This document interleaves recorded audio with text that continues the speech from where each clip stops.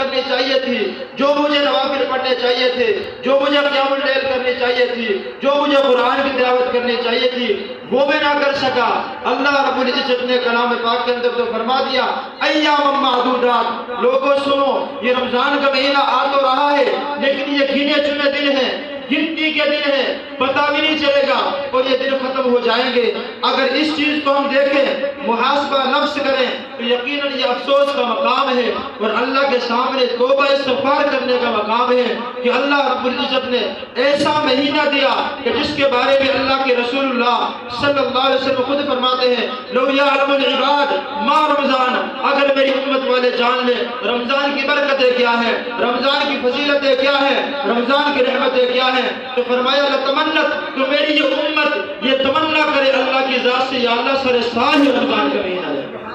سارے سال رمضان کا مہینہ رہے۔ تو میرے دوستو، اللہ کے رسول اللہ صلی اللہ علیہ وسلم فرمایا جس شخص کا رمضان کا ایک مہینہ رہ گیا،